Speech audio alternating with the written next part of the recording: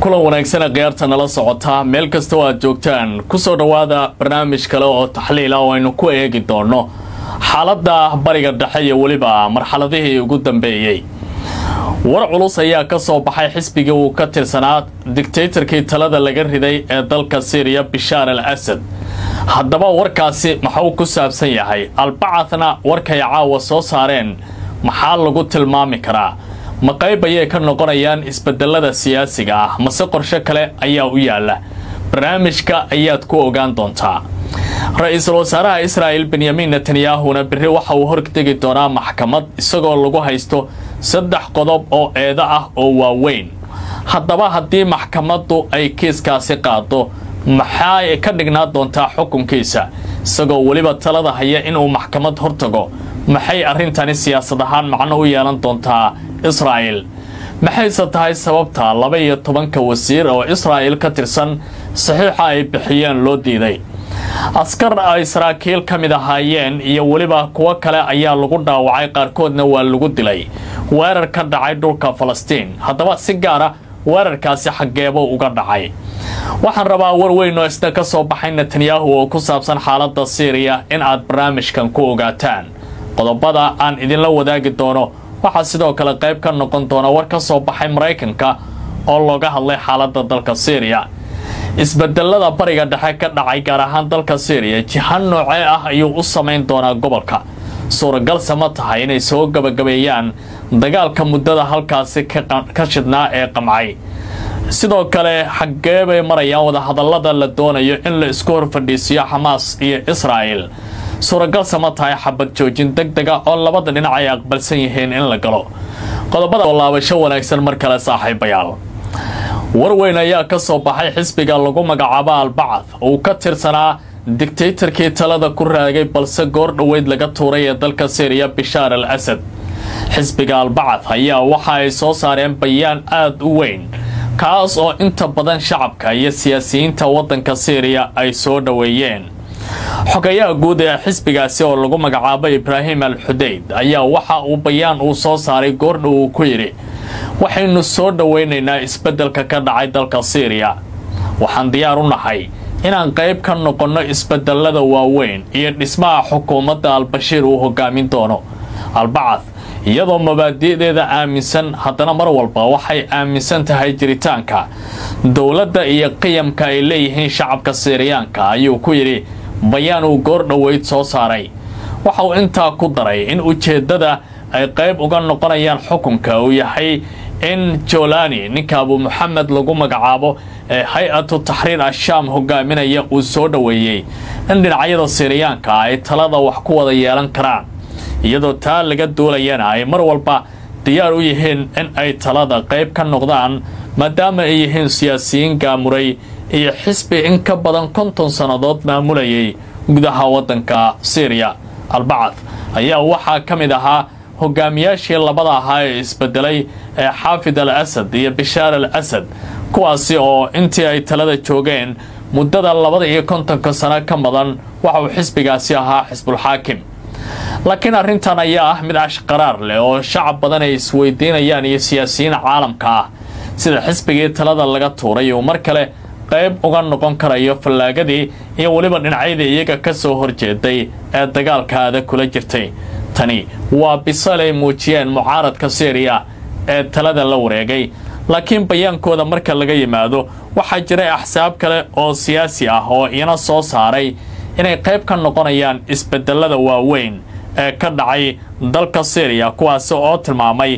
in ay diyaar u yihiin in ay wax ka noqdaan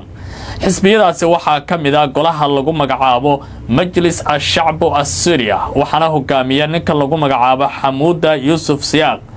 waraysi uu siiyay telefishinka Sky News Arabic ayaa waxa uu yiri dadaalka Syria mar walba dawladeeda lagu dhisayo dhinacyadeena qayb ayaan ka noqonaynaa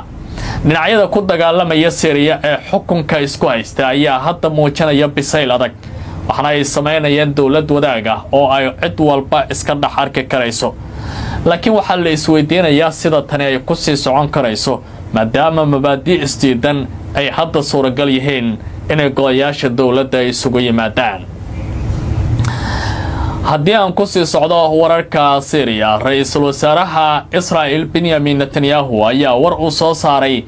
waxa uu sheegay in ciidamadiisa Joolaan dhulka la yiraahdo ee buuraleyda ah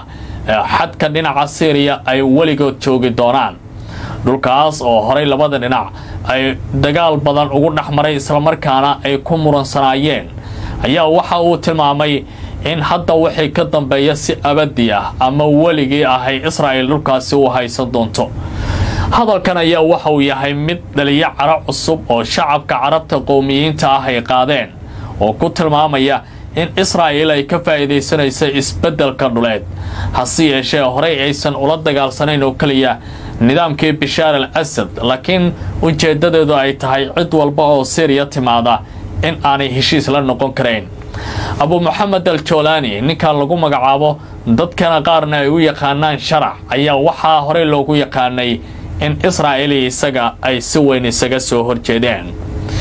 dawladda Mareykankana war ay soo saartay waxa ay goor dhaweyd ku taageertay isbeddelka ka dhacay dalka Syria waxa ay tilmaameen in ay diyaar u yihiin isbeddelkaasi inay arkayaan isla markaana nidaamkii muddada dheer halkaasi joogay in meesha uu baneeyay dawladda Mareykanka ay aad u soo dhaweynayso Bashar al-Assad ayaa ka soo horjeeday dalalka ideolojiyad ahaan aaminsan imperialiyadda laakiin waxa ay hadda muuqanaya in reer galbeedka ay raadinayaan fursad iyo waliba wada shaqayn dhaxmaraysa dhinacyada hadda talada la wareegay Bashar iyo xisbigiisa al-Ba'ath waxay horay ugu janjeereen dhinaca bariga gaar ahaan dawladaha Ruushka iyo Chinaha oo ay olog wadaag ahaayeen iyo sidoo kale dawladda Iran oo intaba ay iska soo horjeedaan reer galbeedka oo ugu cad yahay dalka Mareykanka waxa la eegi doonaa isbedeladaasi sida ay noqon karaan iyo waliba waxa ka soo kordha haddii aan Syria intaasi uga gudbo dhinaca Falastiinna aan u wareego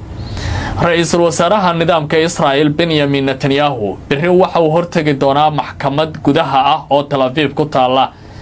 nidaamka Israel caasimadu ah waxa lagu haystaa eeda saddex ah kuwaasi oo la xiriira musuqmaasuq inuu ku kacay oo qiyaanay dalkiisa in sidoo kale uu lumiyo kalsoonidii shacabka ee Israa'iiliyiintu ay lahaayeen iyo sidoo kale in uu qiyaamay sirtii qaranka Israel sida lagu sheegay eedaha saddexda ah ee Netanyahu loo haysto waxa jira waray horay u soo saareen 12 wasiir oo ka tirsan golaha xukuumadda Benjamin Netanyahu oo hogaamiyo kuwaasi oo maxkamadda ka codsaday dhageysiga eedan in dib loo dhigo maxkamadda ayaa bari laga baahin doonaa warbaahinta sida channelka 13aad ee Israel uu goor dhaweyd ku waramay ra'iisul wasaaraha Israel Benjamin Netanyahu oo laga soo bilaabo 7 Oktoobar ee sanadkii hore